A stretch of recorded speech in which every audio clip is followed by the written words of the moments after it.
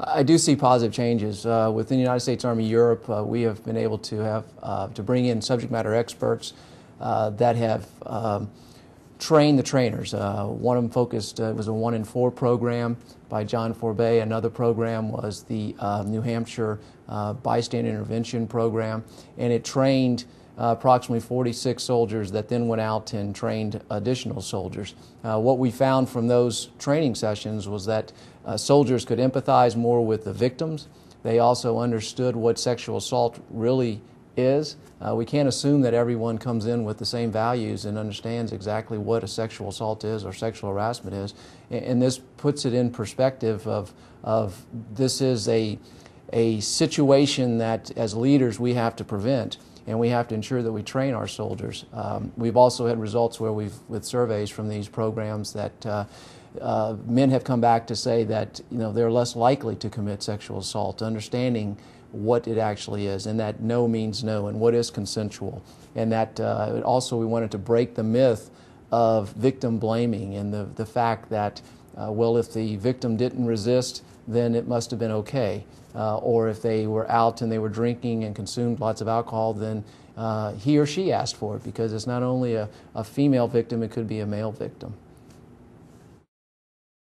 Sure, there's evidence that reporting rates went up for a while, and now they're going down, and that suggests that the rates of sexual assault are going down, that the training is having some effect. Well, I think popular culture is, and it's popular for a reason. It's called popular culture because it resonates with what's going on in people's lives. And I think rather than saying we have to stop some things or we have to censor some things, my approach is, look, there's not much you can do about that. That is just the environment. What can you do to get people to really pay attention to the environment that they're in? Because I think right now people consume their environment relatively unconsciously. It's just there. It's the air that we breathe. In fact, there was a famous communication theorist who once said, we're not too sure who discovered water, but we're pretty sure it wasn't the fish. And what he meant by that was when the environment becomes just so all pervasive, we don't even see it. And I think the first step in trying to kind of intervene and to disrupt that culture is to see it. Is to see it for what it is, and to take that one step back from it, to be able to see it in a new light. And I think that's what the function of education is. That's what the function of reflection is. And I think if the SHARP program works properly, that's actually what it should do. It should allow people to take one step back from this popular culture that they're so ingrained in and that they don't even pay attention to. Once you start paying attention to it, and once you point out that in fact there are values, there are ethics involved in this, and that people have choices as to how they participate in it, then I'm actually pretty confident that people will make the right choices. Right now it's just that people don't even know they have choices, and they just think this is the way things are.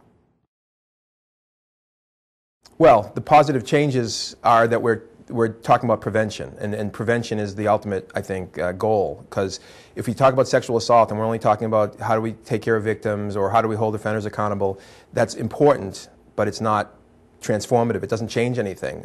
Prevention, meaning systematic prevention through empowered leadership, through the bystander approach, through a number of different interventions, but also systematically approaching this as an issue that is an Army priority. That's a really positive, like I said, it's a positive and straightforward development. So prevention is the next big stage of the work, and SHARP is at the forefront of that in the Army.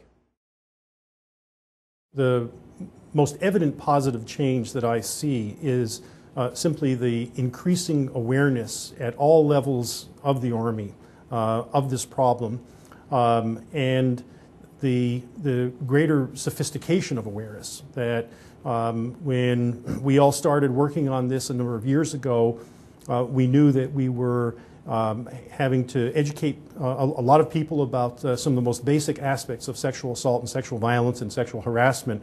And the discussions and the conversations that take place now are at a much higher level, and we are really together addressing the problem in a much more sophisticated way, and that's part of the evolution of the program.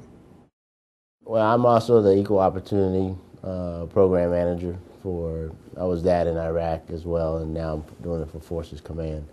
I think it's been more of an emphasis on that program, so we've kind of benefited by doing, most of us are dual-hatted as the sexual assault prevention program managers or coordinators. So that's been a plus. I've seen it just emphasize more from a leader's standpoint, and you know, AFN commercials, just generals, sergeant majors, emphasizing the need to take care of everybody, and they're tying it in with our warrior ethos and our Army values. So that's great as well. Just at the user level, I think there is more of a sense of your battle buddy. We always say that. We always, you know, get trained on helping out your battle buddy, but in this case, I think it's also applying. I think with the military in general and the SHARP program in particular, I think we're seeing essentially what I just referred to borne out, which is it's going to take not only a village in terms of committed leaders at all levels, but it's going to take multiple initiatives over time. And there's the understanding also that it is a leadership issue. And I don't think sexual violence prevention is seen as a leadership issue outside of the military. But by calling it that and by aligning it with military core values of honor, integrity, and respect and courage, I think that makes it not just this pesky societal issue that I think it's often treated in civilian media. It's seen as a question of honor, and I think that makes it a more meaningful subject matter for the people who serve. The area that I work in primarily is training CID agents, also social workers, doctors, victim advocates, and that. But I think the SHARP program is not only funding some of our additional training, we've developed another course to help our agents better investigate this, but it's literally changing the culture within CID, how we view victimization, how we view sex offenders, how we view the problem. And as a result of the SHARP program, we're developing absolutely revolutionary new interview techniques on how to better gain information, how to understand the information, and collect physiological evidence. This wouldn't be happening without the SHARP program's support and assistance and encouragement.